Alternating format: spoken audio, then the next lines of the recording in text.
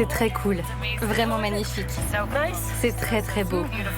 Courage, ça vaut vraiment le coup.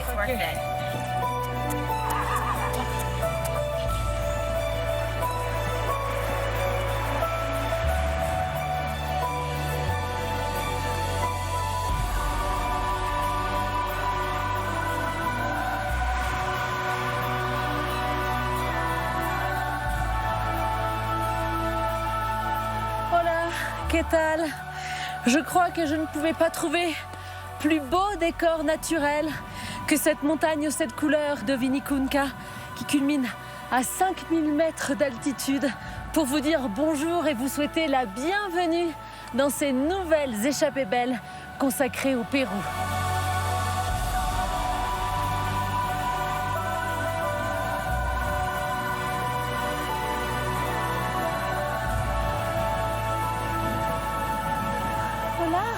Bienvenue. Ok, accueil.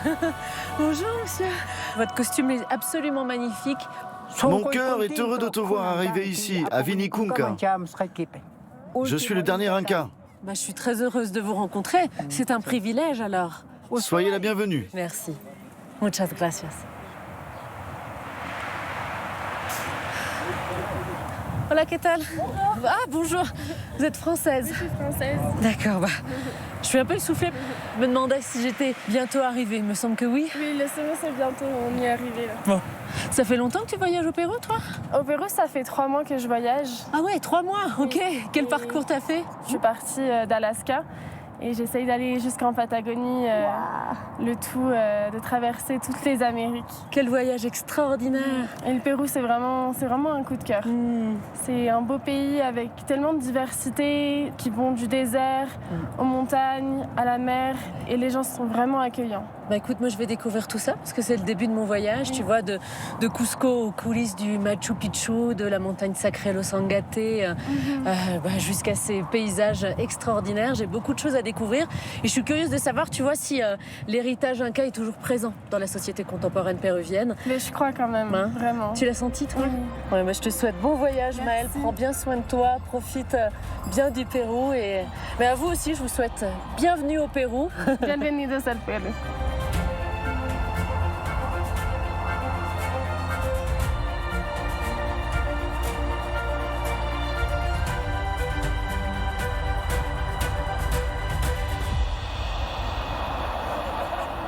On est content d'être là ou on n'est pas content d'être là?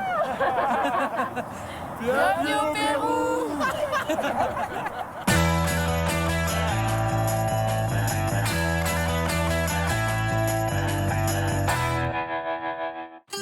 Ici, Sophie, il n'y a pas de chemin plat. Il faut grimper, toujours grimper. Je m'en suis rendu compte tout au long de mon voyage ici au Pérou. Sophie Jovillard prend de l'altitude. Los Angetes est la montagne la plus haute de la région de Cusco. Est-ce que vous êtes un peu un gardien des montagnes? Est-ce qu'il y a des esprits ici qu'il faut protéger? Une fois purifié, Merci à vous, les petites sœurs. le voyage peut commencer. Je sens une énergie incroyable. Sa localisation, le paysage qui l'entoure. Les Incas étaient de vrais génies pour trouver des sites spectaculaires. Et je sens cette énergie. On l'a fait. On cherchait quelque chose de différent. D'habitude, on va dans un hôtel avec une piscine. Et je voulais un endroit qui sorte de l'ordinaire. Et là, c'est clairement le cas. Ici, la nature est très généreuse. Cette tubercule est une machua. Voici une oca, d'une autre couleur. On va pouvoir élaborer des préparations magnifiques à partir de ces couleurs. Et sculpte des paysages. C'est une source souterraine d'eau chaude et qui jaillit de manière perpétuelle dans ces bassins. Il y a tout un système de canalisation qui permet d'acheminer l'eau dans tous les bassins. La magie inca opère toujours. Bienvenue à l'Inti Raymi, la fête emblématique du Pérou. Et bouleverse le voyageur. On est tout petit face à tout ça. Et puis c'est un rêve de venir ici. Et là, j'ai juste envie d'y aller, je suis désolé. Bienvenidos a Pérou. Parfois, nous croisons des touristes. C'est une belle expérience parce que malgré ce monde en crise, il y a encore de l'amour chez les gens.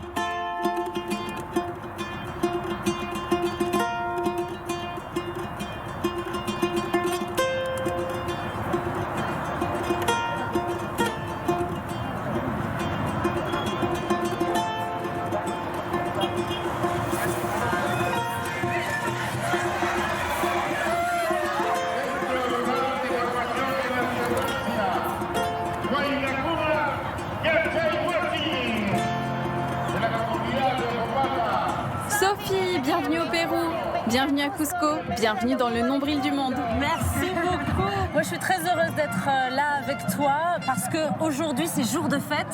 Oui, tu arrives vraiment au bon moment. Les célébrations durent tout le mois. Aujourd'hui, par exemple, c'est un concours de danse traditionnelle. Elles sont présentées par les élèves des collèges. Et chaque jour, il y a un nouvel événement. Ce voyage commence très bien. D'où vient cette expression, le nombril du monde? Pour les Incas, cette ville était considérée comme le point central de l'énergie de tout l'univers. Pour nous, c'est très important. Aujourd'hui, à Cusco, il reste des vestiges de cette civilisation vraiment fondatrice. Oui, Cusco est l'une des villes les plus anciennes au monde encore habitée. Car elle était la capitale de l'Empire Inca, qui s'est étendu jusqu'à la Colombie, au nord, et jusqu'au Chili, l'Argentine et une partie de la Bolivie.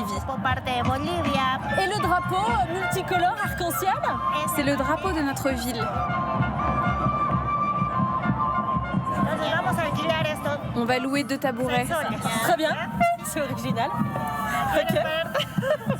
Monte en premier. Très bonne idée. Ah bah voilà. On voit mieux. Les costumes sont absolument magnifiques. Hein? Oui, chaque village a son costume traditionnel. Et c'est souvent pendant ces événements que les jeunes se mettent en couple. Ça fait partie de ce rituel. Cette danse de séduction, de conquête.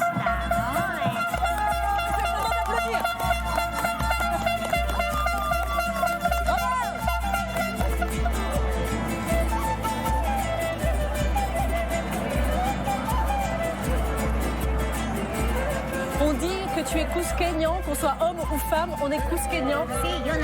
Oui, je suis née à Cusco. Je suis fière d'être une cusqueñan. Je suis aussi alpiniste depuis plus de 20 ans. Et demain, je t'emmène dans un de mes endroits favoris. Ton pays est tellement beau. Je ne sais pas si j'arriverai à tout visiter juste le temps d'un voyage, mais pour l'instant, je veux profiter de Cusco avec toi.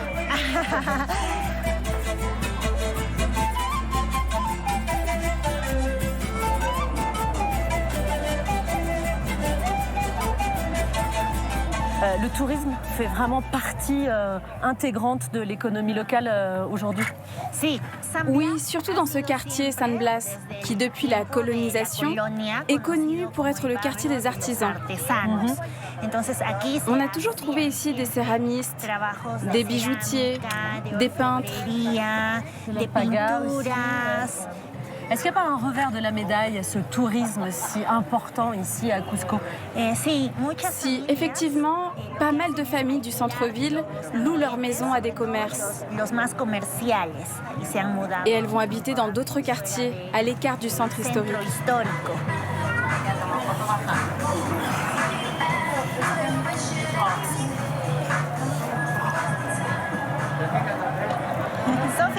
Sophie, je vais te montrer le marché de San Pedro.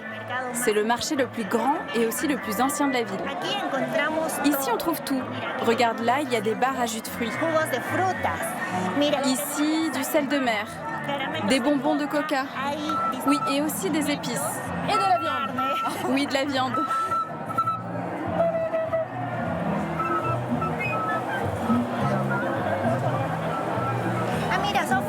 Tiens Sophie, il y a des feuilles de coca.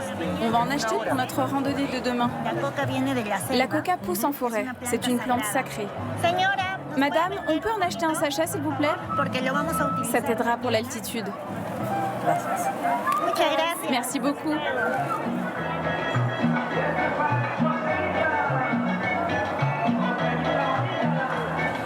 Ah, et voilà le pain. C'est un pain sucré. Normalement, quand tu vas voir des amis, tu apportes ce pain pour le partager. D'accord. Bonjour. Oh là là, mais qu'est-ce qu'ils sont beaux ces pains! Ça se sent à travers le sachet. Quel est le pain qui se vend le mieux, madame? Tous. Je ne peux pas te dire celui-ci ou celui-là. Tous se vendent bien. Et vous êtes là tous les jours, madame, sur le marché? Oui, oui. Et vous avez toujours votre chapeau? Mon chapeau? Oui. Je ne le quitte jamais, même quand je fais le pain. Ah oui, Mama Feliz. c'est vous, Maman Félix? Oui. Et vous faites ça depuis combien de temps, madame? Depuis l'âge de 20 ans. Vous connaissez bien ce marché alors? Oui, oh que oui. Muchas gracias, Maman Félix.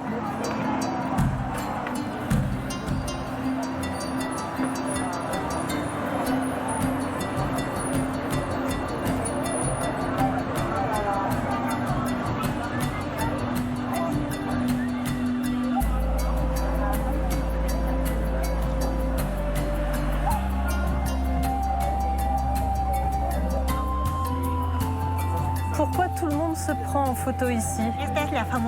Parce que c'est la fameuse pierre aux 12 angles.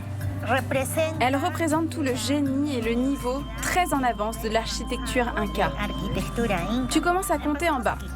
1, 2, 4, 5, 6, 7, 9, 10, 11, 12.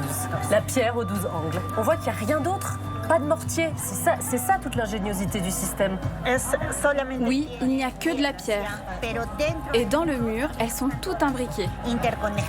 Et est-ce que ça date vraiment de l'Empire Inca ou c'est une reconstruction? Ce mur est bien de cette époque. On le sait car c'était le palais de l'un des gouverneurs incas. Tous les touristes font comme moi, une petite photo devant ce mur, si tu es d'accord. Oui. Vont visiter le Machu Picchu.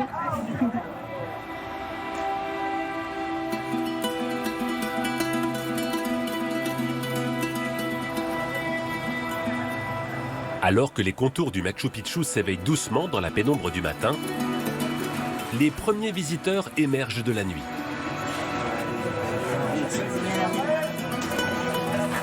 Il est 6 heures. Les équipes du site s'apprêtent à ouvrir la fameuse citadelle Inca au public. Ils viennent du monde entier pour nous visiter et ils sont tellement heureux. Ça va être une longue journée. En ce mois de juin, 4460 visiteurs sont autorisés à fouler le sanctuaire. Pas un de plus. Un chiffre que surveille avec attention Alejandro en charge de la sécurité. Et sa mission ne s'arrête pas là. Chaque jour, il accompagne aussi la vingtaine de lamas qui vont paître librement les pelouses. Ils sont là de jour comme de nuit. Et ils nous aident à manger l'herbe, un peu comme une tondeuse naturelle. Ce sont les gardiens éternels du Machu Picchu.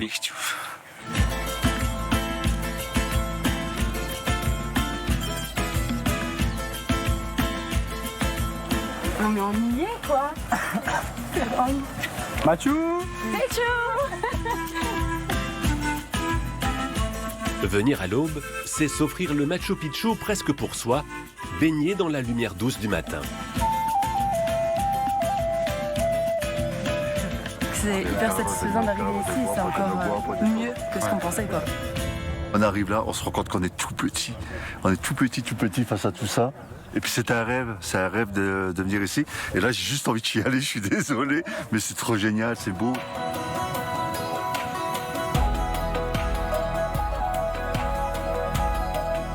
Édifié au XVe siècle, le Machu Picchu aurait servi de centre cérémoniel. Mais tout bâtisseur de génie qu'il soit, les Incas n'avaient pas prévu que le site serait visité chaque année par 1,5 million de touristes. Une affluence qui a un impact. Julio Mesa est l'archéologue en chef du sanctuaire. Aujourd'hui, il ne fouille pas à la recherche de vestiges enfouis, mais il consolide certaines terrasses fragilisées. Bonjour, bonjour. Ça avance bien? Cette zone était sur le point de s'effondrer, car il y a beaucoup de passages. Donc il fallait intervenir. Ces équipes ont donc confectionné un mortier traditionnel pour renforcer ces sentiers. Nous avons d'abord fait un relevé du mur et chaque pierre a été numérotée pour pouvoir la replacer au bon endroit. Des aménagements qui ne sont parfois pas suffisants.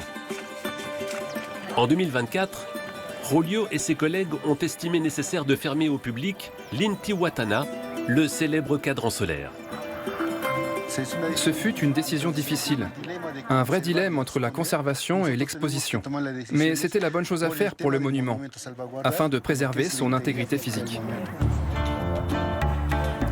Autre nouveauté, impossible dorénavant de se promener librement sur le site. Les visiteurs devront choisir entre 3 circuits afin de réguler les flux. Dans les allées, des plaques sont installées pour protéger le gazon du piétinement des touristes. Mettre en valeur cette végétation, c'est aussi l'obsession d'Ingrid Navarrete, la biologiste du Machu Picchu. Et il faut d'abord lutter contre les espèces invasives. Des plantes dont les racines se faufilent entre les pierres, jusqu'aux minuscules organismes parasites. Tu peux humidifier un peu cette partie. Il faut essayer de gratter très délicatement pour enlever le lichen, sans abîmer la surface de la roche. On fait ça car ces mousses ont des impacts négatifs sur les pierres, car elles l'empêchent d'absorber la pluie. Plus elles sont poreuses, plus elles se détériorent. Son équipe ne compte que 4 personnes et parvient à avancer de 3,5 mètres par jour. Un défi à la hauteur des centaines de milliers de pierres que compte le sanctuaire. Mais quand vient le moment d'entretenir le jardin botanique, le travail d'Ingrid devient plus enchanteur. Ce jardin servait déjà à l'époque Inca. Ces derniers cultivaient leurs plantes sacrées et celles dont ils avaient besoin. Au cœur de ce jardin luxuriant, 2000 variétés de plantes s'épanouissent, parmi lesquelles une précieuse collection d'orchidées. Nous avons environ 535 espèces d'orchidées. Par exemple, ici, il y a une variété qui s'appelle Wakanki. En langue quechua, Wakanki signifie larme ou pleurer, car elle a effectivement la forme d'une larme. Dans un site autant photogénique, il y a un touriste avec une perche à selfie qui arrive dans ton secteur. Antonio, le chef de la sécurité, ne doit pas relâcher son attention. Le problème majeur aujourd'hui, ce sont les réseaux sociaux, comme TikTok. Ils dansent, ils mettent de la musique alors que c'est interdit. Plus grave encore, en 2023, 2 touristes européens ont déambulé entièrement nus en plein jour dans le sanctuaire, tandis que d'autres ont réussi à tromper la vigilance de la sécurité pour passer clandestinement la nuit au cœur de la citadelle Inca. Ce matin-là, ce fut une sacrée surprise pour mon collègue qui les a trouvés tout joyeux. Mais bon, on a dû les emmener à la police. Et aujourd'hui, ils ont interdiction de revenir. Pas d'incident majeur aujourd'hui pour Antonio et ses équipes. En fin d'après-midi, le site se vide peu à peu. Quand il n'y a plus personne, c'est un endroit magique. On se sent en paix. Il ne reste que toi et cette nature qui t'entoure. Une fois les portes du Machu Picchu fermées, la citadelle Inca retrouve enfin son calme pour quelques heures. Seule, face à l'immensité des montagnes.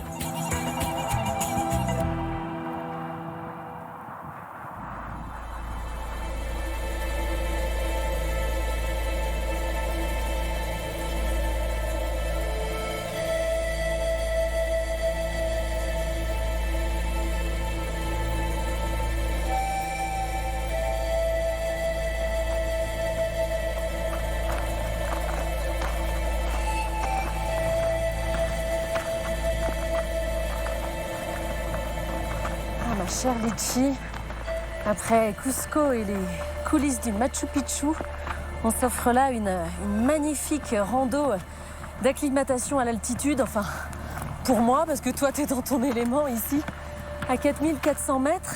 Le plus important, c'est de ne pas monter brutalement. Il faut prendre le temps de s'acclimater à chaque altitude. C'est comme ça que tu peux éviter les effets de l'altitude. Il faut bien s'hydrater. Et les gens d'ici conseillent d'avoir des feuilles de coca. Mais oui, on en a acheté sur le marché. Mais oui, tout à fait. Tu veux essayer?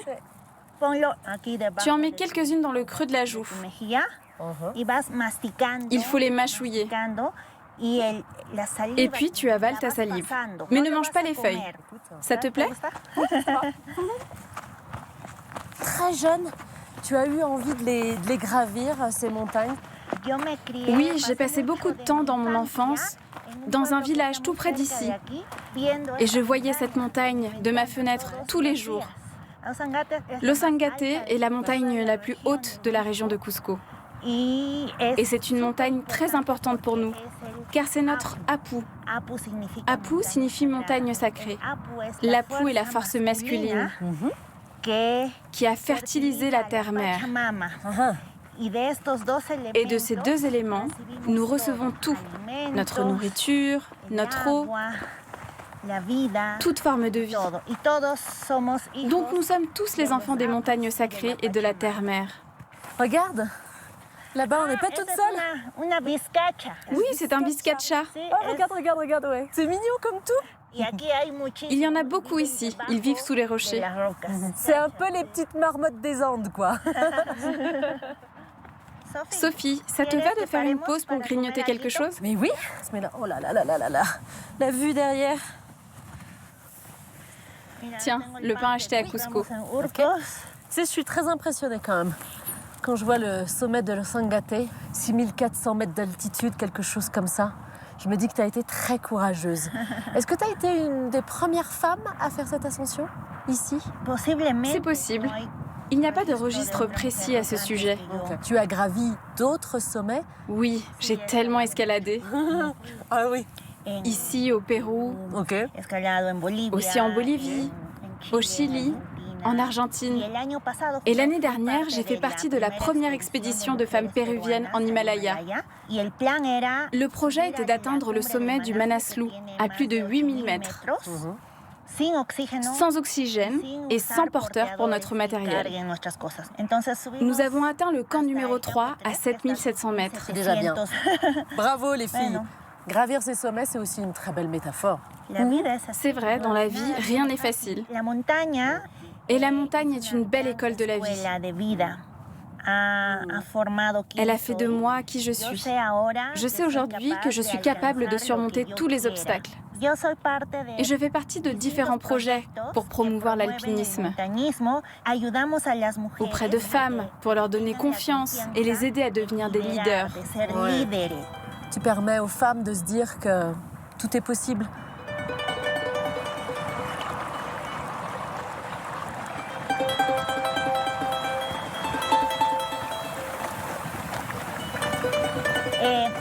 J'aimerais te présenter une personne importante pour moi et qui habite tout près d'ici. Ça te dit? Ah oui, oui, avec plaisir.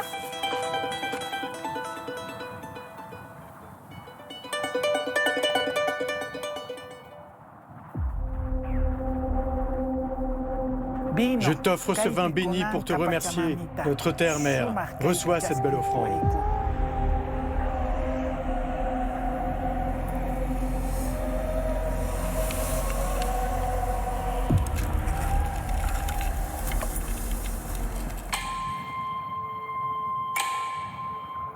Quelle vision! Bonjour Rufino. Bonjour mon ami, comment vas-tu? Je te présente Sophie. Bienvenue Sophie. Allez Nansu, monsieur, je suis très impressionnée de vous rencontrer. J'ai l'impression d'être dans un rêve. Lichi m'a dit que cette montagne était sacrée. Est-ce que vous êtes un peu un gardien des montagnes? Est-ce qu'il y a des esprits ici qu'il faut protéger? Oui, mes ancêtres avaient ce pouvoir. Mon chemin m'a fait naître dans cette lignée Turpo pour prendre soin de l'Osangate et de tous les grands seigneurs de la nature.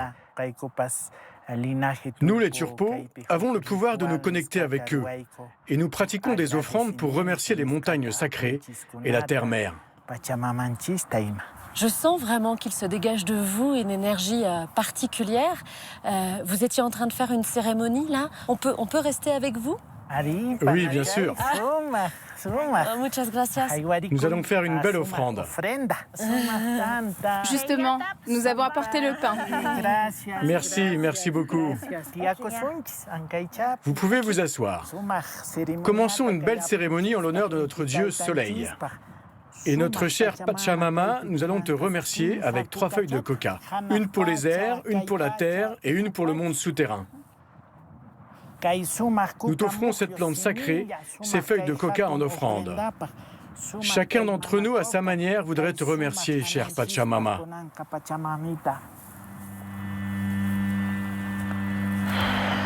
Apo Sangater, Apo Corte Cruz, Apo Coyoriti, Apo Salcantay, Apo Huacayhuilca y todos los apos.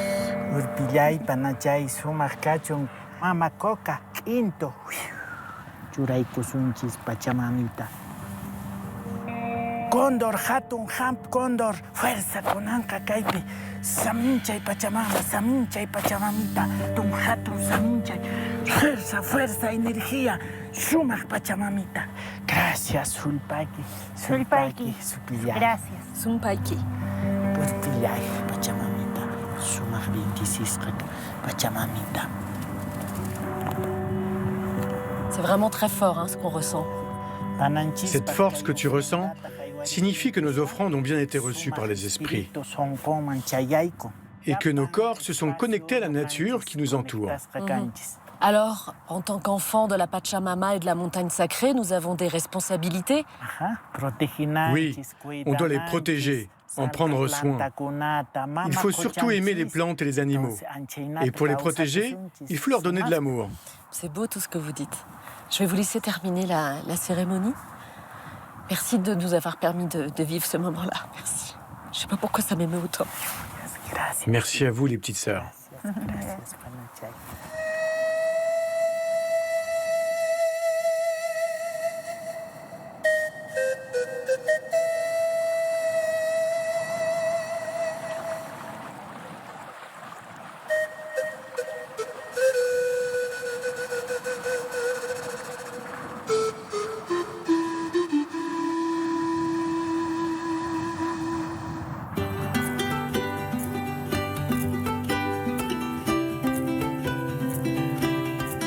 On va faire une petite randonnée pour découvrir un nouveau site hors des sentiers battus pour arriver à Huacrapucara. Huacrapucara, c'est une ancienne forteresse et aussi un site spirituel Anka. Vous êtes prêts? Oui! Hey, allez, vamos! Aux portes de Cusco, chaque sentier est une promesse d'aventure et d'évasion. Ricardo, guide local passionné, emmène ce matin un petit groupe de touristes françaises, suisses et belges sur un site Inca majeur, encore largement méconnu. On pense qu'il y a des destinations comme Machu Picchu et qu'il existe seulement le Machu Picchu au Pérou, et ça c'est faux. Huacrapucara, c'est un site très peu visité, qui justement il va montrer sa beauté à des vrais aventuriers. Bien que située à 3900 mètres d'altitude, la randonnée reste très accessible et offre à chaque virage des paysages qui semblent peints à la main. On commence à découvrir là-bas, regardez, à votre droite. On commence déjà à diviser cette forteresse. D'ici, on pense que c'est seulement une formation géologique. Petit à petit, ce promontoire rocheux laisse entrevoir une véritable citadelle. Yes, on arrive. Et regardez. Wow. Incroyable. Huacrapucara. Si. Venez, venez, approchez-vous.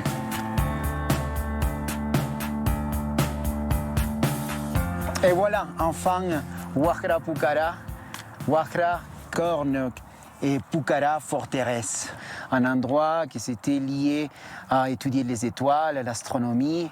Comme vous voyez, entre ces deux cornes, il passait le soleil pile dans les solstices d'hiver. Avec tous ces éléments-là, il considère l'endroit sacré. Je sens une énergie incroyable. Sa localisation, le paysage qui l'entoure. Les Incas étaient de vrais génies pour trouver des sites spectaculaires. Et je sens cette énergie. On va faire la découverte là-haut. C'est le moment d'exploration un peu à l'intérieur du site. Vous imaginez qu'on est en train de marcher dans un site à peu près du XIVe siècle. Yes, regardez ça. Il ne faut pas y avoir de vertige ici, hein? Regardez. Et là-bas, c'était un cadran solaire. L'observatoire astronomique Inca est en cours de restauration et pourrait bien devenir un nouvel incontournable de la région de Cusco. C'est toujours une passion de montrer à des touristes la beauté de mon pays, être en contact avec la terre. Je ressens vraiment plus la connexion avec ce monde Inca d'avant et cette nature. Le fait qu'on est tout seul, c'est plus de connexion. Et c'est vrai qu'on a croisé personne sur le chemin, donc même là on a pu profiter. Juste le monument en face de nous, on sent la force un peu Inca. D'autres visiteurs recherchent des expériences encore plus vertigineuses. Dans la vallée sacrée, se niche un hôtel unique au monde. Le Sky Lodge Adventure Suite. Suspendu à flanc de falaise, de petites capsules accueillent les plus téméraires. Comme Dan et Deborah, deux Américains qui ont délaissé les plaines de Floride pour goûter à l'ivresse des hauteurs. C'est son 50e anniversaire et donc on fait tout ce qu'elle veut. Et oui. Plusieurs parcours permettent d'arriver jusqu'aux capsules.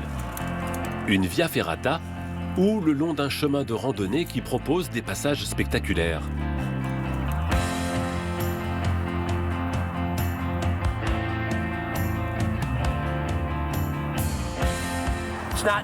C'est pas si dur, mais il faut bien gérer l'altitude. C'est génial. On se croirait dans un film de science-fiction. Sur le parcours, une pause déjeuner permet de déguster des spécialités péruviennes avec une vue imprenable. On l'a fait. Ça fait un peu peur cette fenêtre au bord du vide. On oublie qu'on est aussi haut. Salade des Andes avec son fromage gratiné au quinoa. Le métier de chef n'a rien de traditionnel. Lui aussi doit escalader avant de préparer ses plats. Avant de commencer la montée, c'est très important de vérifier qu'on a bien pris tous les ingrédients pour que rien ne manque en haut. À l'origine du concept, l'idée un peu folle d'un amoureux de la montagne. Le propriétaire voulait donner l'idée des grimpeurs professionnels à des personnes lambda. Quand tu es pro, tu escalades de hautes montagnes. Tu dors à flanc de falaise. Tu montes ta tente. Son idée était la même, mais beaucoup plus fun, sécurisée et confortable pour des personnes sans expérience. En guise de digestion, Dan et Deborah s'offrent une descente vertigineuse en tyrolienne jusqu'à leur capsule pour la nuit. Quelques envolées plus tard, ils arrivent enfin à destination. On cherchait quelque chose de différent. D'habitude, on va dans un hôtel avec une piscine. Et je voulais un endroit qui sorte de l'ordinaire. Et là, c'est clairement le cas. Des jacuzzis ont été aussi installés pour récompenser les aventuriers. À 400 mètres au-dessus du vide, ces capsules offrent à la fois le confort et une expérience immersive unique. Waouh, c'est trop beau! J'ai vraiment hâte de prendre mon café demain matin avec cette vue. Ce sont plusieurs aventures en une journée. Si vous n'avez jamais dormi dans les airs, vous n'avez dormi nulle part. Une nuit hors du temps les attend, suspendus dans le vide avec pour plafond le ciel étoilé.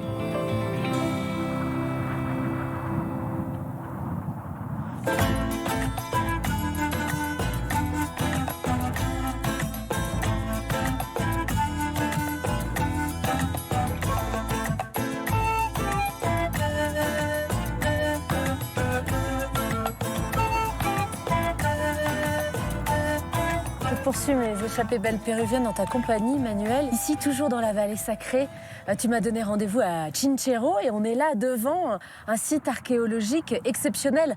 Un de plus, si j'ose dire. Bonjour Sophie, ravi de faire ta connaissance. Nous sommes ici avec cette magnifique vue face aux montagnes. Nous sommes juste en face du temple du fils de l'empereur Pachacútec. et face aux montagnes des Andes, où la pomme de terre a été domestiquée il y a 8000 ans. Et ça, c'est un sujet que tu connais bien, parce que tu es un spécialiste de la pomme de terre, toi, ici. Hein? C'est pour en savoir un peu plus sur cette culture que je t'invite à aller dans les champs ici, près de Chinchar, dans la vallée sacrée des Andes. Volontiers, volontiers.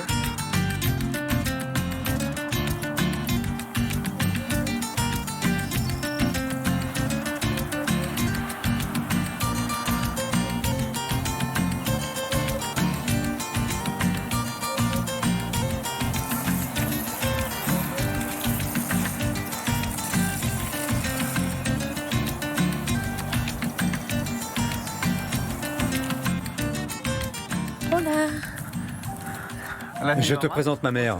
Elle construit un four qu'on appelle un wassia pour cuire les pommes de terre. Hola, ¿qué tal? Bien, bien. Bien, bien. Bienvenue. Bonjour, madame. Nous allons préparer le wassia. Ah, ok. Allez, installons le four. Je peux vous aider? ¿Puedo ayudarte? Si? Oui, merci. Ok. On va construire comme une petite maison. Et ensuite, nous allons allumer le feu. D'accord. Vous avez vraiment le savoir-faire. Hein. Vous faites ça depuis longtemps, madame? Depuis que je suis enfant. On a l'habitude de faire ça. Oh, madame, ça va tout tomber. C'est bon, tout va bien, tout va bien. Que lindo el guacha. Si? Pour cuire les pommes de terre, on va d'abord allumer le four. Et là, Manuel, on répète des gestes qui étaient considérés comme sacrés pour les Incas. Cette technique de construction du four Huatia est ancestrale et sacrée. C'est une coutume qui n'est pratiquée que pendant la saison des récoltes. Ouais. Le Huatia sert à remercier la terre-mère pour ce qu'elle nous donne dans l'année. Pendant que le four chauffe, je te propose de récolter des pommes de terre. Alors oui, je veux bien aller récolter les patates avec toi. On y va.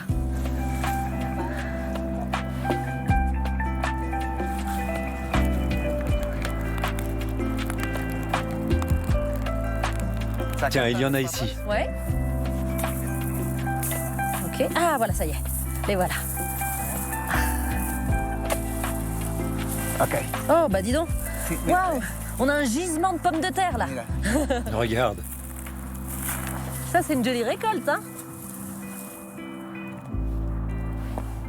Dans la cordillère des Andes, et particulièrement au Pérou, on cultive la pomme de terre depuis les Incas. Même avant eux, leurs ancêtres cultivaient la pomme de terre. Ouais, c'est incroyable de se dire qu'ici, dans les Andes, la pomme de terre a été domestiquée il y a 8000 ans. Et ça a commencé ici, dans les Andes péruviennes. Nous avons plus de 6400 variétés de pommes de terre. C'est incroyable de se dire ça. C'est incroyable. Ouais. Déjà, à l'origine, la pomme de terre, elle était utilisée comme nourriture ou pas? La pomme de terre, c'est l'aliment central dans le régime alimentaire Inca et pré-Inca. La pomme de terre nous a sauvés des famines. Et c'est incroyable de se dire que ça vient d'ici, de cette terre. Son origine, c'est cette terre-là. C'est un cadeau de la terre-mère. C'est vrai, c'est vrai. Il y a des pommes de terre qui ont des formes incroyables, là. J'ai jamais vu ça. J'ai jamais vu des pommes de terre comme ça. Elles sont superbes. On dirait une patte de puma. Je te l'offre. Oh. Elle forme une griffe de puma. Ah ouais. Donc c'est une pomme de terre sacrée, parce que le puma est un animal sacré ici. Je vais garder ça précieusement. Allons-y. C'est mon trésor. Oh bah non en fait, je te le laisse. Ouais, vas-y. Je vais le prendre. Je vais prendre ça plutôt. Venez. On est là madame, on arrive.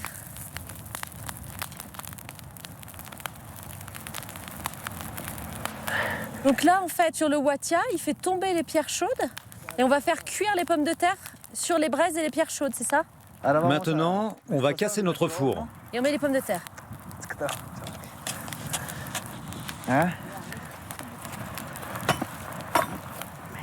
Pendant que les pommes de terre cuisent, je vais te montrer un endroit merveilleux qui se trouve à côté. Très bien, avec plaisir. À tout à l'heure, hasta luego, muchas gracias. Vamos.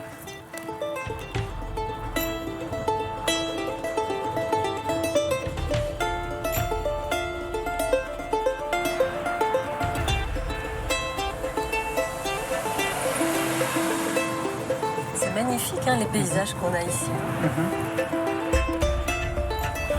Qu'est-ce qu'on aperçoit là? Des salines.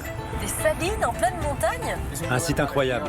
Ah mais je te confirme. Ah, tu veux bien t'arrêter là 2 minutes? Je vais faire une petite photo, ouais.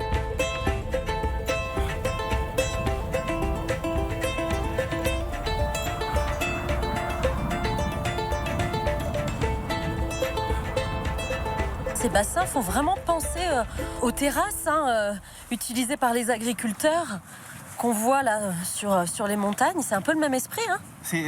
Oui, c'est la même chose. C'est ça. Il est probable que cette façon de faire existait déjà avant les Incas. Ils récoltaient d'abord la fleur de sel et ensuite le sel. L'eau est canalisée dans ces bassins et quand elle s'évapore, on récolte le sel. Là, on voit les messieurs qui sont là-bas, qui travaillent. Exact. C'est quand même incroyable de se dire que depuis cette époque-là, il y a toujours du sel ici. C'est dû à quoi selon toi?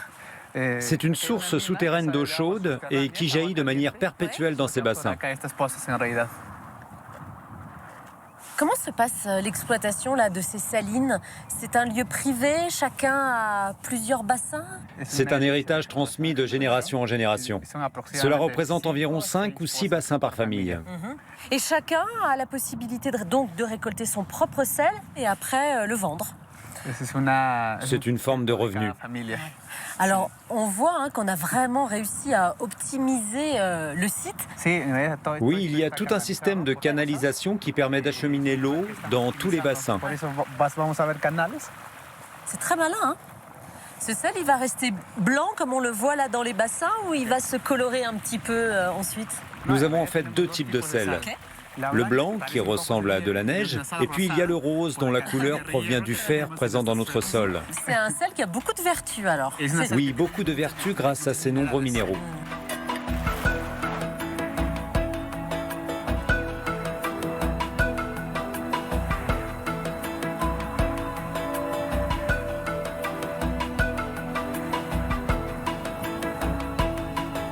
Dis-moi, ça, c'est du bon sel pour les pommes de terre, hein? Oui, t'as raison, j'en avais presque oublié les pommes de terre. On va y aller. Elles ne devraient pas tarder à être cuites, allons-y. Faut pas qu'on se perde là dans les salines.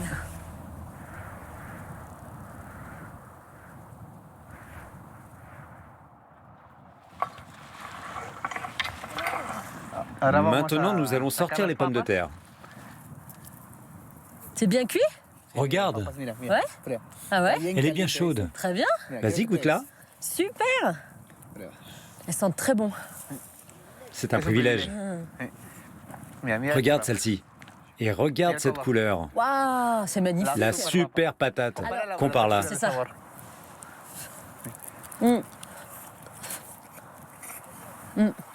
On a créé cette super patate à partir de variétés ancestrales. On te connaît grâce à tes pommes de terre aujourd'hui partout dans le pays.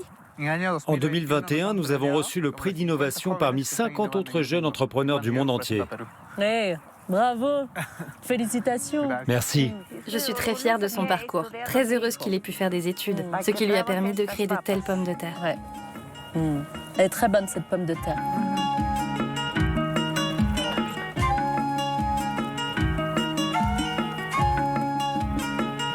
Oh là, mais dis donc, les verres à pied au milieu des champs, c'est pas chic ça, hein? Grazie. Incroyable. L'oxalis, c'est un vin qui suscite beaucoup d'intérêt dans le monde de la gastronomie. C'est fait avec ça alors? Oui, c'est à base de tubercules appelés oca. À ta santé. À votre santé. À votre santé. Incroyable.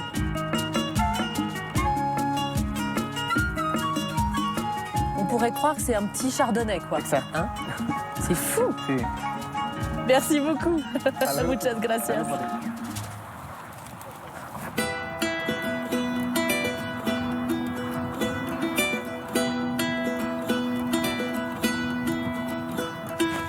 Salut Ephraim, mon ami. Bonjour Virgilio, vieux frère. Comment vas-tu? Tranquille.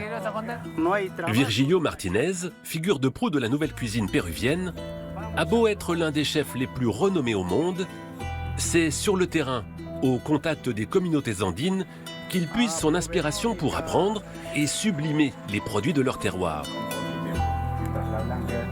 Et celle-là, c'est quoi? C'est du huacatay, c'est très aromatique. Chez nous, on l'utilise pour cuisiner nos viandes. Ah, j'ai compris. À partir de ces fleurs, on pourrait faire une infusion et une sauce. Ça ressemble à de la menthe noire, très poivrée. Chaque fois que je rencontre Ephraim, il m'apprend quelque chose de nouveau, comme par exemple ces fleurs séchées.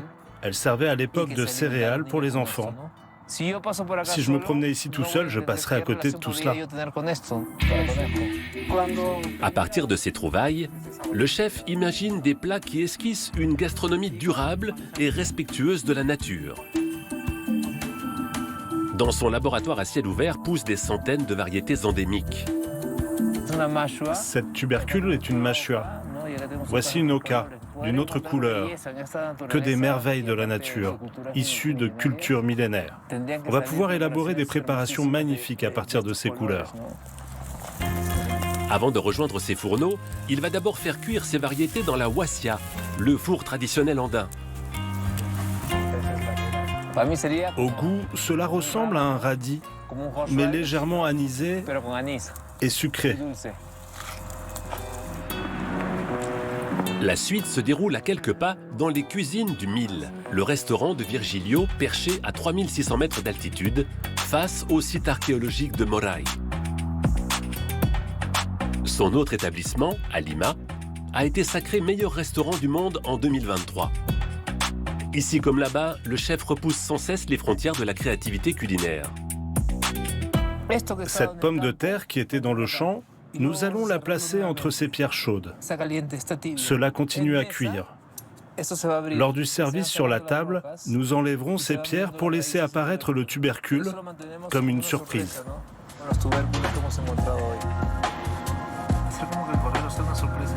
Le geste du chef est précis, presque cérémoniel. Son menu dégustation explore les biotypes andins en 9 séquences de 3 à 4 plats.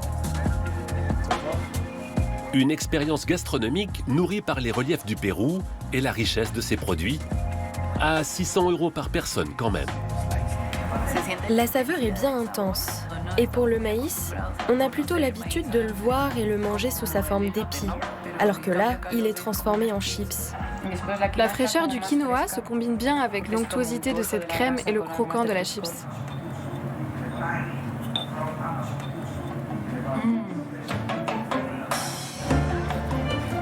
Changement d'ambiance, mais même passion. Dans la ville d'Arequipa, Roger Falcon y tient une picanteria, une institution locale et le cœur battant de la cuisine péruvienne. Une picanteria, c'est un restaurant de quartier, indigène. Un endroit où l'on peut manger une nourriture chargée d'histoire. C'est un peu l'université du peuple, un lieu de rencontre. Ici, vous pouvez croiser un peintre, un poète ou un rebelle révolutionnaire. Au XIXe siècle, Arequipa comptait plus de 3500 picanterias. Seule une poignée subsiste aujourd'hui. Roger lui-même avait commencé une carrière d'architecte. Mais il a repris l'affaire familiale pour le plus grand bonheur de sa mère, Benita, qui continue de lui transmettre ses gestes et son savoir-faire. À 5 ans, j'ai commencé à accompagner ma grand-mère. Je suis la 7e génération. Ici, j'ai appris à cuisiner au feu de bois, à concasser les ingrédients, à hacher les petits oignons. Je suis né entre les fourneaux et j'ai développé une authentique passion pour les picanterias. Pendant un temps, l'architecture m'a aidé à grandir et à m'instruire. Mais dans la vie, tu recherches ce qui te nourrit et t'épanouit. Et pour moi, c'est être avec ma famille. La promesse du chef, une cuisine typique et épicée qui retrace l'histoire du Pérou. Voici un ragoût préhispanique que j'ai conçu à partir de fouilles archéologiques exhumées. Ce plat aurait très bien pu être servi sur une table à l'époque des Incas. Il est composé d'une dizaine d'ingrédients. Coquillages, origan, poissons séchés et quelques légumes. C'est délicieux. Sur la carte, on trouve aussi des plats du temps de la conquête espagnole, de l'indépendance du Pérou ou d'inspiration moderne, comme cette alpaga au quinoa. En 4 plats, voici 3500 ans d'évolution de cuisine d'Arequipa. À table, le plaisir de cuisiner laisse place à la convivialité. Comme avec ce grand verre de chicha que les convives se transmettent. Un lieu de passage où les habitués aiment revenir. Ici, nous n'avons pas de clients, mais des fidèles, des paroissiens. Les gens d'Arequipa, les Péruviens, sont fidèles à leur église catholique et à leur picanteria. Étoilée ou populaire, la cuisine péruvienne a su marier tradition et inventivité pour devenir en quelques années une référence mondiale.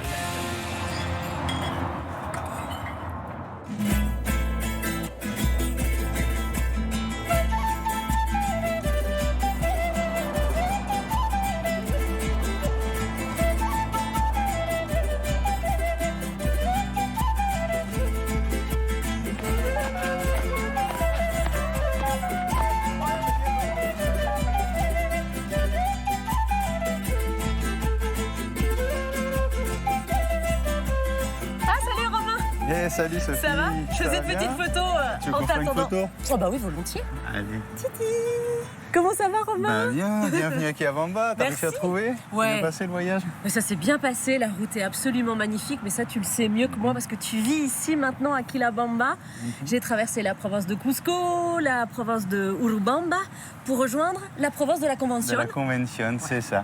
Ici, cette province, donc c'est entre les Andes et l'Amazonie, c'est la montagne tropicale. Il fait chaud toute l'année, là, comme on peut le voir, la ciudad de l'Eterno Verano. La ville de l'éternel été. C'est ça, on appelle ça la Ceja de Selva, donc le sourcil de la jungle qui caractérise ce mélange montagneux et tropical. Et Kiabamba, donc qui veut dire qui a la lune, Bamba, la plaine, donc la plaine de la lune ici. Oh, alors tu vis dans la plaine de la lune, c'est très poétique ça. Hein. C'est très, très poétique, donc des mots quechua, andins, pour parler d'une culture amazonienne principalement. Parce que là, on est vraiment aux portes de la forêt amazonienne. Hein. Le Pérou, après le Brésil, possède la plus grande partie de la forêt amazonienne. Hein. C'est ça, et c'est ce que les gens ignorent, c'est le Cusco tropical, que Cusco possède une entrée vers l'Amazonie. Donc on a vraiment tout ce qui annonce l'Amazonie ici, le climat, la chaleur, la biodiversité, faune, flore, le café, le cacao.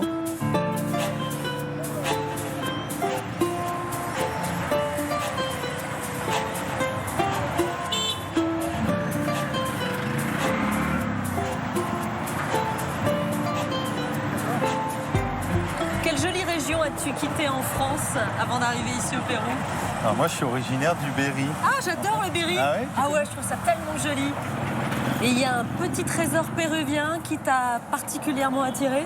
Le café. Moi, je suis tombé amoureux, passionné de café. Oui, parce que le Pérou fait partie des plus grands producteurs de café au monde, en tout cas dans la liste des 15-20 premiers. Hein. Oui, et maintenant aussi en termes de qualité, il y a un vrai travail sur le café de spécialité qui est mis en place, surtout ici à Kiabamba. Alors Romain, je suis un petit peu embêtée, parce que je suis très heureuse d'être avec toi ici à Kiabamba, mais je ne bois pas de café et je ne sais pas l'apprécier. Tu ne bois pas de café. Alors je vais te faire une confidence. Moi, en arrivant au Pérou, je ne buvais pas de café. Ah oui? Je n'aimais pas le café. Alors maintenant que tu me le dis, j'ai un défi. Je vais essayer de te faire apprécier une bonne tasse de café que je vais te préparer. Volontiers, on relève le défi? C'est très bien.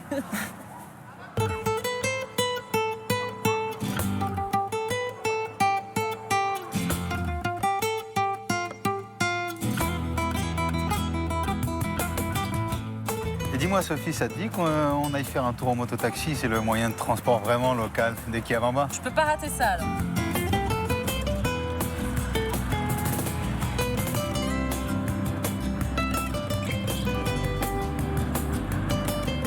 Comment te llamas? Hugo. Mi nombre es Sophie. Enchanté. Enchanté Hugo. Et comment ça se passe la conduite en ville là? C'est pas trop difficile? Tu sais, il y a de tout. Hein. Il y en a certains qui conduisent très bien et d'autres qui s'énervent. J'ai vu, des fois il faut se faufiler. C'est pas évident de trouver sa place dans la circulation.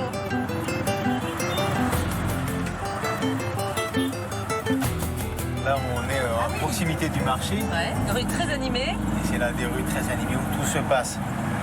Très typique. On a les odeurs même du marché. Voilà, on a les odeurs qui arrivent du marché. On peut tout acheter ici. Hein.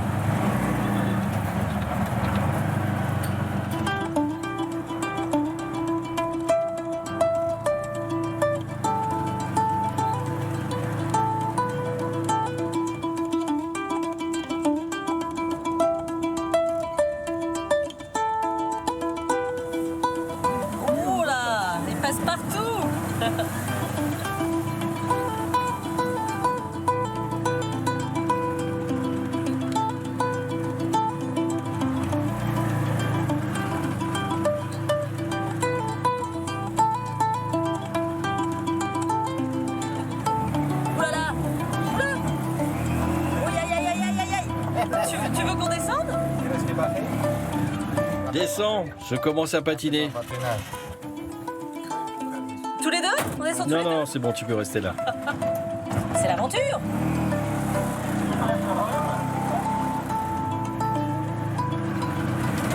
Salut. Merci, muchas gracias, Hugo. Gracias, Hugo. Ah, dis donc, c'est l'aventure pour te rejoindre. Bonjour, comment allez-vous? Ah, que tal? Ça va et toi? Bienvenue. Et Romain? Regarde, il arrive. Salut mon pote. Salut Gino, comment ça va? J'ai déjà vu des caféiers sur le chemin, mais ton exploitation, elle s'étend sur quelle superficie? Notre production de café s'étend sur 2-3 hectares. Et ça commence sur cette partie. Ah bah, je suis impatiente de visiter tout ça. Tu nous montres? Allons-y. On va rentrer dans la plantation par ici. Fais attention. Tout ça, c'est ton père qui l'a planté? Oui, c'est mon père. C'est lui qui s'occupe de toute la partie culture. Cette cerise de café là qui est bien rouge, je peux me permettre d'en récolter une? Oui, bien sûr. Et d'ailleurs, si tu presses la cerise comme ça, le grain sort. Ok. Dis-moi ce que tu ressens. Bah là, on a un goût assez léger. Si on ne savait pas ce qu'on goûtait, on ne reconnaîtrait pas forcément encore le goût du café. Voilà. Ou alors c'est très très très subtil. C'est assez fruité et ça commence à être doux.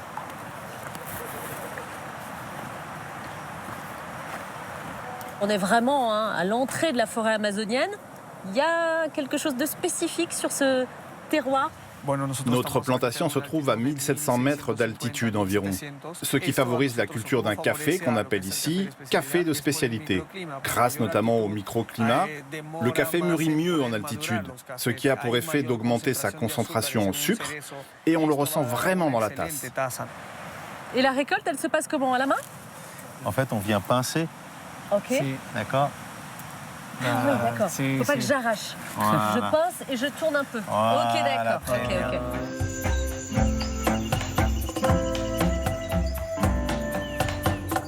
Le café, on l'a récolté.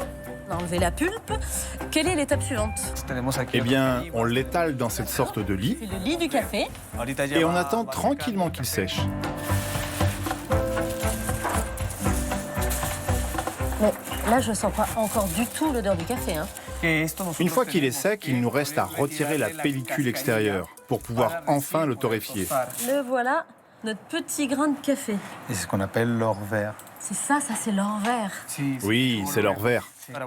Et maintenant, je vais te montrer la torréfaction. Je veux bien que tu me montres la méthode traditionnelle. Bien sûr.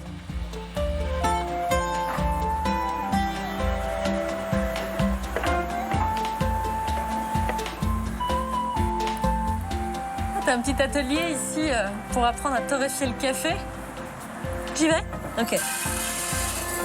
Vas-y. J'allume. Ok.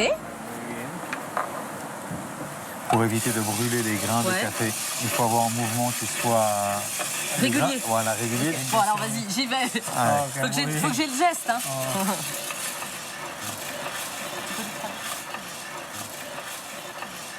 Comment vous êtes rencontrés tous les deux? Gino, je l'ai rencontré par le biais du café, par le biais du monde du café de spécialité. Il fait partie de ceux qui t'ont appris à connaître et à apprécier le café. Oui, Gino est un acteur très, très dynamique, très actif, très important à Quillabamba dans ce qu'est le monde du café de spécialité. Et ce soit bien que ça vienne des jeunes péruviens qui sont en train de dynamiser tout ce monde en fait. C'est bon, on peut le retirer. Très bien. Et voilà, notre or vert a été transformé en un magnifique café torréfié. Ah bah voilà, là ça sent le café. Merci Gino de nous avoir montré tout ça. Il nous reste plus qu'à le déguster ce café. Il ne reste plus qu'à le déguster et à moi de relever mon défi.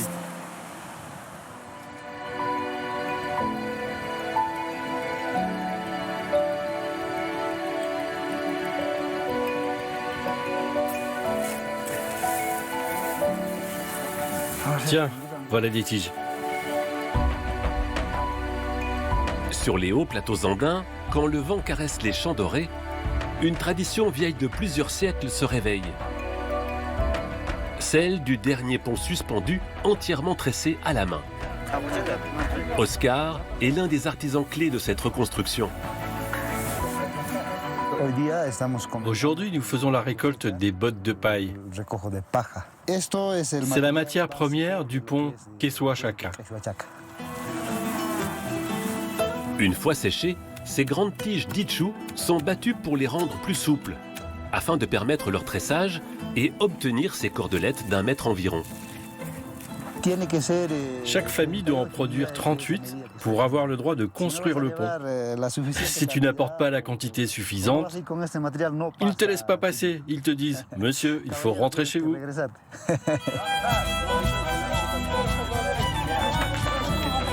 Quand vient le grand jour, au mois de juin, les 200 bâtisseurs du pont, issus de 4 communautés quechua voisines, se retrouvent pour apporter le fruit de leur labeur.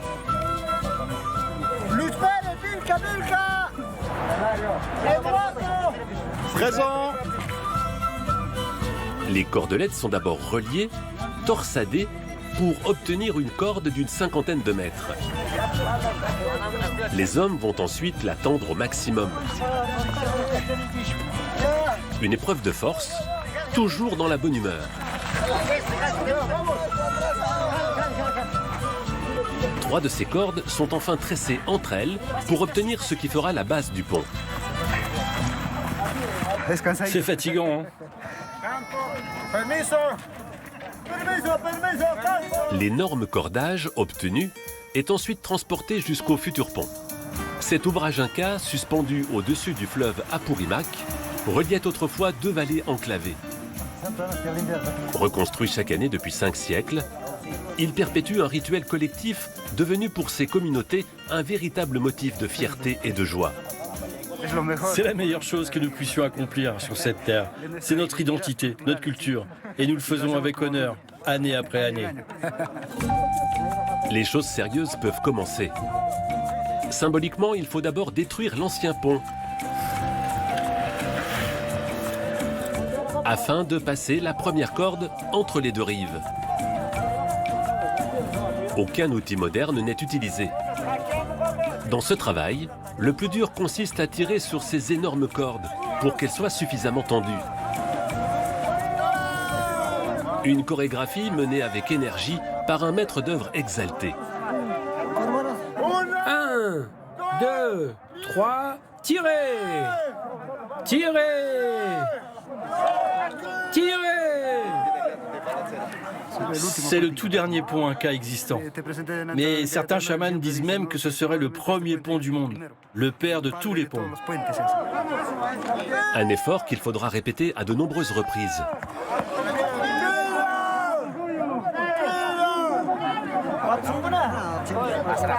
La première journée s'achève. Oscar peut enfin souffler auprès des siens. Vous allez bien? Nous, on a bien travaillé. Hein. Tout s'est bien passé. Nous avons un peu de retard sur le planning, mais nous y arriverons. Et il faut continuer.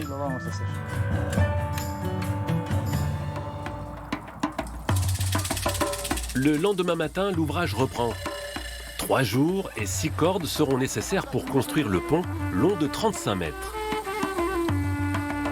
Sous la surveillance bienveillante des chamans, gardiens des rites et du bon déroulement de la construction. Je parle avec le pont de Quechua-Chaca, avec son esprit. Ce pont a plus de 600 ans, bien avant l'arrivée des Espagnols. Et depuis cette époque, nous accomplissons le rituel pour la Pachamama, la terre-mère. Si on ne faisait pas ce rituel, il se passerait de mauvaises choses, des accidents. En amont du village, un autre groupe s'active sur les finitions. Parmi eux, des adolescents garants de la relève des bâtisseurs. Chaque année, on en apprend davantage. Ce pont représente quelque chose de grand pour nous. C'est une fierté. C'est comme un voyage dans le temps à l'époque du grand chef inca Tupac Amaru. Les femmes préparent des centaines de fines cordelettes qui serviront à la touche finale. Mais par superstition, interdiction pour elles de s'approcher durant la construction. Si les femmes descendaient, il y aurait une malédiction ou des accidents. On dit que le pont ne serait pas assez solide. Donc on préfère laisser les hommes en bas tout seuls. Une fois toutes les cordes suffisamment tendues, place aux dernières étapes. De chaque côté des rives, 3 hommes s'élancent dans le vide pour tisser l'ouvrage en fixant les cordelettes sur les côtés.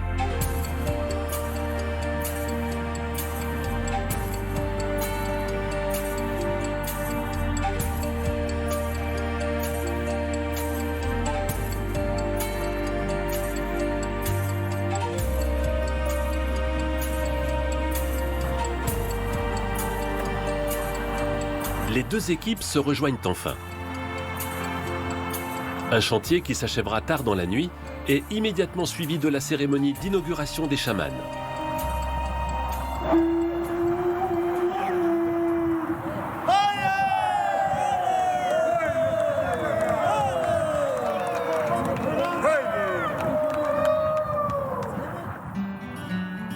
Au petit matin, Oscar, visiblement ému, présente l'ouvrage terminé à ses proches.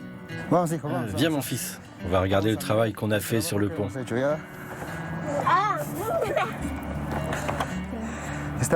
Regarde, il est beau, hein? Oui, mais je ne suis pas rassurée parce que ça bouge. Moi, il ne me fait pas peur. J'ai hérité de cette tâche sacrée de mon père. Et à mon tour, je transmettrai à mon fils le savoir, l'histoire et les traditions liées à ce pont. Je suis certain que dans 20 ans, il prendra le relais. À la fois prouesse technique et rituel collectif, le pont de Quechua-Chaca incarne l'identité et la vitalité des communautés andines.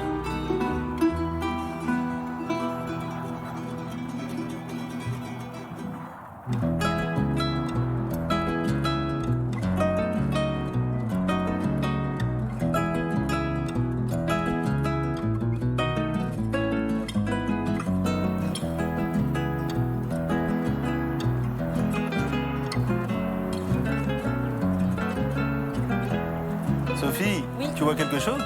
Écoute, je vois quelques oiseaux, mais très furtifs.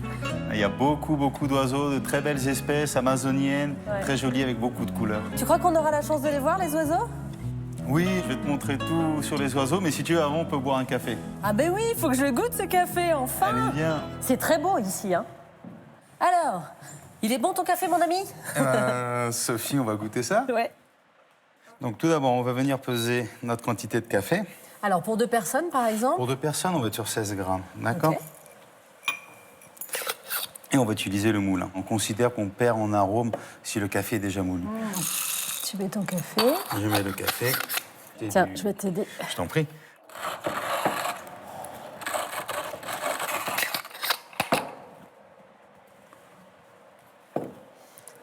Oh là là, on est tout d'un coup, là, ça se révèle. Une explosion. Ah ouais, une explosion. Un côté fruité, pas très amer. Ça n'a rien à voir, c'est fou. Quand j'ai commencé à sentir ces odeurs-là en venant ici, je me suis dit, ouais, ça n'a rien à voir, moi, avec ce que je connais, avec la référence que j'avais en France. Non. Au tout début, on va venir toujours mouiller le filtre. Est-ce que tu mets de l'eau très chaude, là, ou pas? La température de l'eau est très importante, Sophie. Ok. Il y a une vraie cérémonie du café, comme il peut y avoir une cérémonie du thé. Exactement. C'est tout un rituel qui, moi, ça m'a déjà captivé, ça m'a plu, en fait.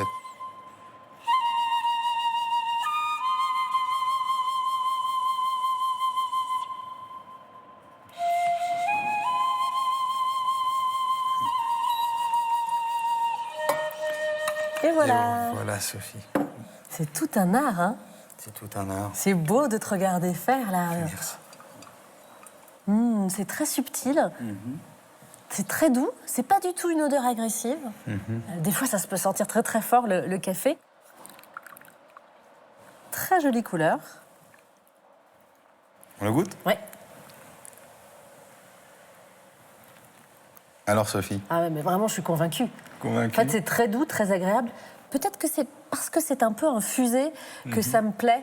C'est vraiment très léger et ça le rend ce café très, très agréable. Là, ça me touche beaucoup. Là, tu es vraiment dans ton élément quand tu parles de ce café si célèbre. Exactement. Au point maintenant, moi, de rester ici pour cette raison. Ici, on est vraiment dans un bel endroit, là, au calme, pour déguster le café. Oui, ici, on est à l'Ecoterra Inca Lodge, sur les hauteurs de Quiabamba. Moi, je viens ici pour donner des ateliers de café et également inviter les voyageurs à connaître la biodiversité, où je peux leur partager sur la faune, la flore, les oiseaux, les plantes. Et ça me plaît bien ça. Merci mon ami pour ce café. Je t'en prie.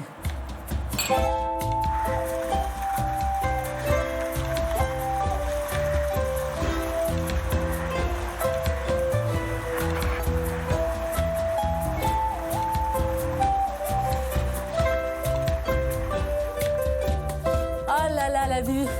Ah, c'est magnifique. Ça te plaît? Ouais, j'aime beaucoup. Je te confirme, je me sens très très bien. Avec ce balcon là, on a l'impression de pouvoir plonger dans la nature. C'est magnifique. Et c'est beau là, on voit les nuages accrochés à la montagne.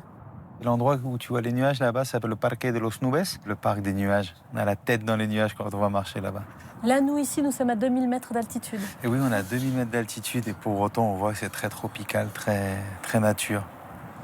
J'ai hâte d'aller me promener, mais j'ai hâte de me reposer aussi ici ce soir. Et je crois que tu l'auras bien mérité, mais on va d'abord aller marcher.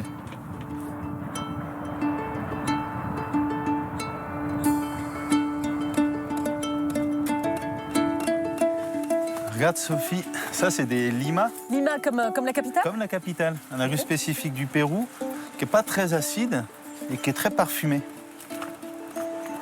En plein cœur de la forêt tropicale, hein, Sophie. Oui, on n'est pas dans des paysages de selva peruana, hein, la jungle péruvienne. On est dans une végétation un peu de transition.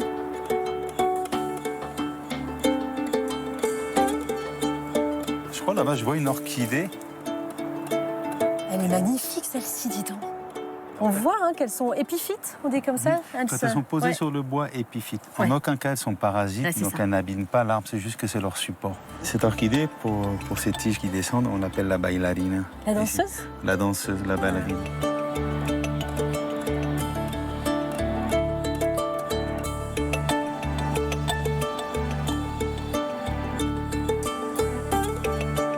Et là, Romain, qu'est-ce qu'on a là, ici? Là, on a une bromélia, ça vient des broméliacées.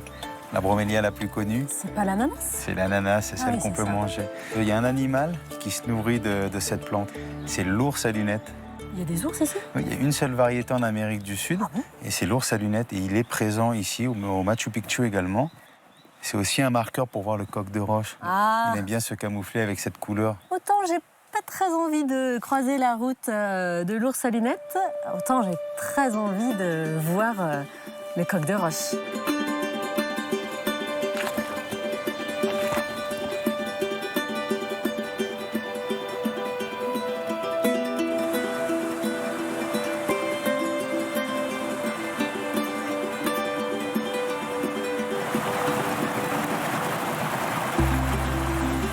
On arrive, Sophie. On va faire très attention. Oui, c'est pas le moment de glisser dans la cascade. Regarde. Merci. Et la cascade, elle est juste là, Sophie. Ah ouais. C'est rare de venir voir ça donne le vertige, ouais. depuis la hauteur. La naissance de cette cascade qui est magnifique. C'est vrai, c'est très beau.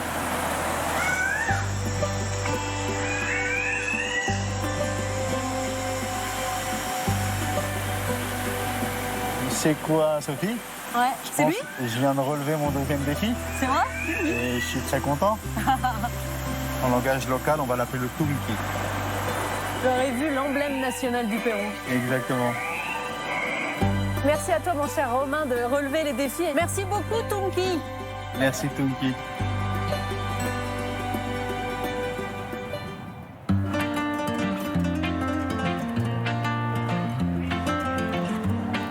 Nichée au pied de 3 volcans, dont le célèbre Misti, la ville d'Arequipa se révèle comme un bijou taillé dans la pierre et le temps.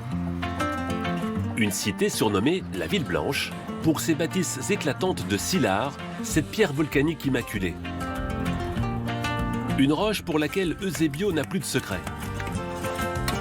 Cela fait 4 générations que sa famille l'extrait de cette carrière, où il prélève chaque jour une dizaine de blocs de 30 kilos. Il me faut environ 15-20 minutes par bloc. Cette pierre vient des éruptions volcaniques datant de plusieurs millions d'années. Avant l'époque coloniale, les peuples indigènes l'utilisaient déjà. Puis à partir de 1500, les Espagnols ont amené la technique et les outils.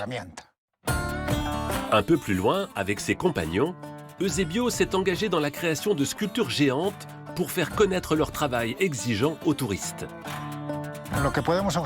Ici, on peut voir une reproduction du fronton de l'église de la Compagnie de Jésus. Et là, cette statue nous représente nous en tant que tailleurs de Sylar. C'est vraiment une belle pierre, facile à sculpter. À Arequipa, le blanc s'affiche fièrement.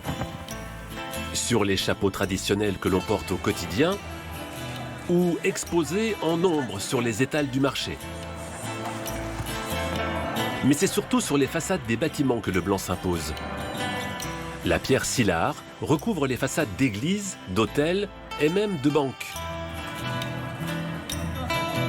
Jusqu'au plus emblématique, le monastère Santa Catalina. Avec ses 2 hectares, il est considéré comme le plus grand couvent au monde. Et il abrite encore une vingtaine de religieuses, dont sœur Flor de Maria. Ce couvent a été fondé en 1579. Cela en fait des années. En fait, nous disons parfois que nous sommes des reliques vivantes. Notre vie quotidienne est assez simple. Prière, travail, études. Sinon, aujourd'hui, nous avons fabriqué des savons. Nous faisons aussi du pain, des galettes, des chocolats. Le travail ne manque jamais. Jusqu'au milieu des années 80, le couvent était totalement fermé au monde extérieur. Les religieuses peuvent aujourd'hui parler aux voyageurs. Parfois, nous croisons des touristes. C'est une belle expérience parce que malgré ce monde en crise, il y a encore de l'amour chez les gens. Si le blanc de la pierre domine l'architecture d'Arequipa, à l'intérieur du couvent, c'est une explosion de couleurs.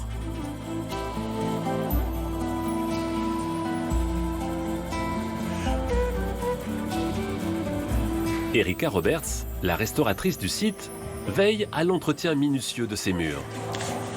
Ça va? Tout se passe bien avec la peinture? La pierre Sylar est d'origine volcanique. Elle est assez poreuse et légère. Avec la pluie, la pierre s'effrite, donc nous devons repeindre ces murs tous les ans. Dans ce monastère, véritable ville dans la ville avec ses ruelles, églises et cloîtres, les œuvres d'art ont subi les assauts du temps au fil des siècles. Ces peintures sont exposées à l'environnement extérieur, comme le soleil, l'humidité ou le vent, qui sont nocifs pour les peintures.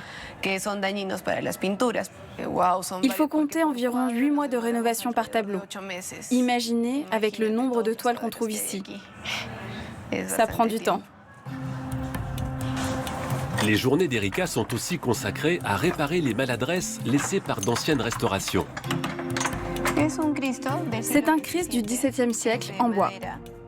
Le problème, quand nous l'avons trouvé, c'est qu'il était recouvert de 3 couches de peinture. Celle de surface était orange.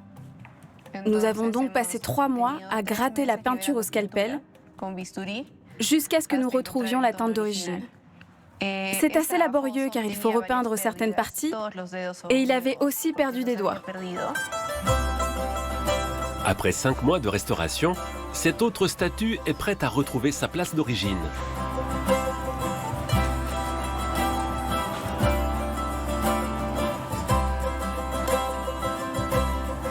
C'est parfait. Ça valait le coup. Il est magnifique. C'est gratifiant de pouvoir redonner vie à des œuvres perdues.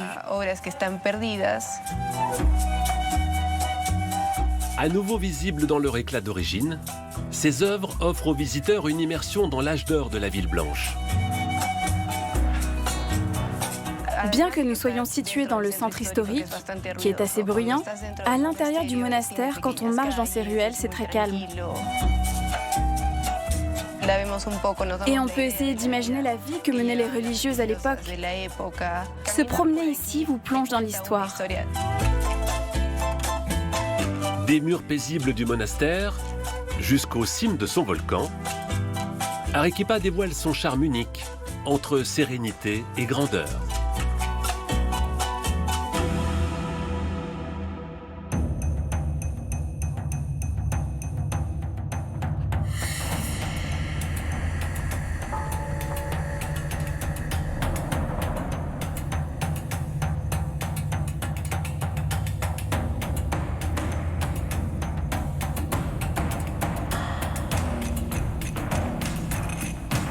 Ici, Sophie, il n'y a pas de chemin plat. Il faut grimper, toujours grimper. Je m'en suis rendu compte tout au long de mon voyage ici au Pérou.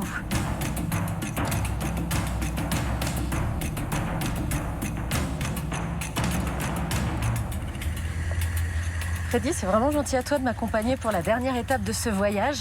Je rejoins Cusco dans ce site archéologique absolument exceptionnel. Oui, c'est un privilège d'être ici. Nous sommes sur le site de Sacsayhuaman, qui signifie la tête grise du puma. Pour nous, ce lieu est un sanctuaire inca. C'est ici que s'est déroulée la fête d'Inti Raymi. Alors je suis revenue justement à Cusco pour assister à cette fête du soleil et pour bien comprendre de quoi il s'agit, c'est important de venir ici. Tout à fait, car ici on peut comprendre que la société inca travaillait de manière collective.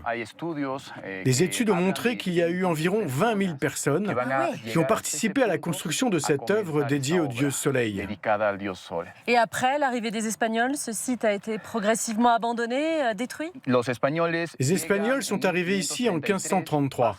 Ils ont découvert ce site de Sacsayhuaman et ont pensé que c'était une œuvre diabolique. Impossible que ce soit fait par l'homme. Est-ce que l'on sait à quoi ça ressemblait vraiment ici à l'époque inca? Oui, la majorité des constructions inca représentaient quelque chose. Ici, tu peux voir cette forme en zigzag, qui fait penser à un rayon de soleil. Et sur la partie haute, nous avons le temple du soleil, avec la forme ronde du soleil. Comme c'était un lieu spirituel très important, les Espagnols l'ont immédiatement détruit. Ils ont commencé à piller les pierres pour construire leurs églises et cathédrales dans le centre-ville de Cusco.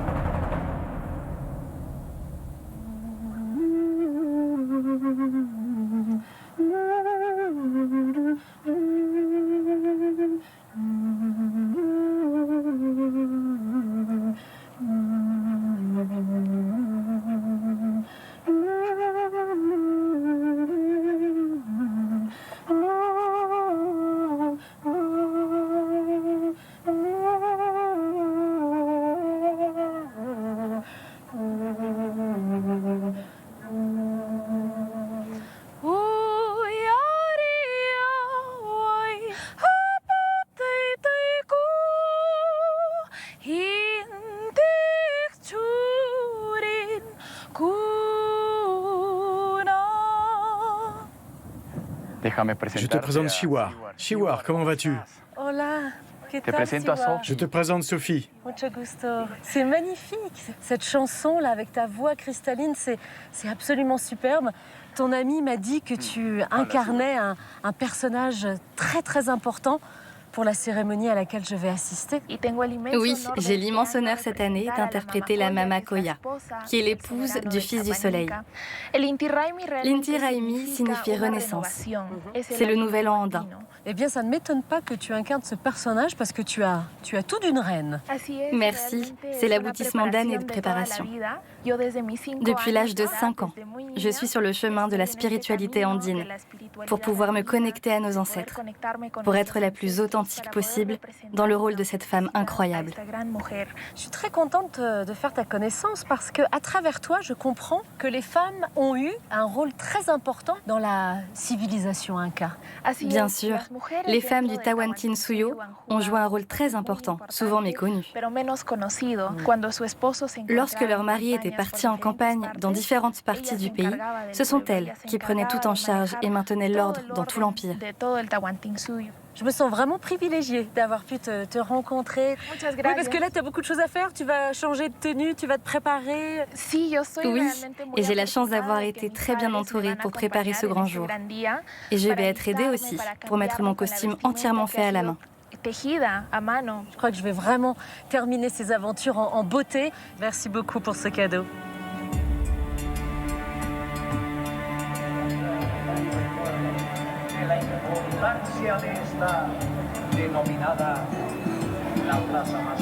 Sophie, te revoilà au centre-ville de Cusco. Je suis très heureuse de revenir ici, au nombril du monde. C'est là que va se passer le défilé tant attendu de cette fête du soleil. Oui, et je connais un endroit parfait pour bien profiter de la fête. Ça me plaît, je te suis.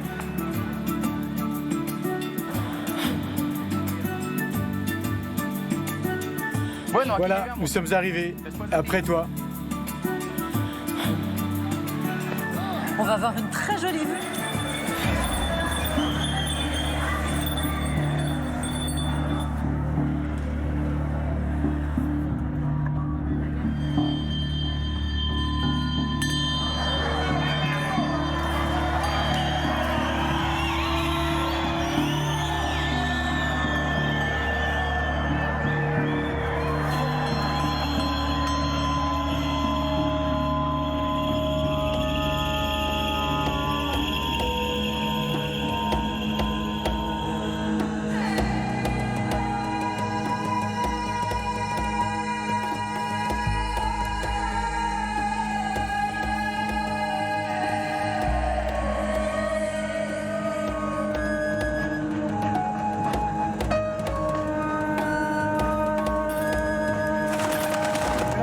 Chère ville de Cusco, bienvenue à l'Inti Raymi, la fête emblématique du Pérou.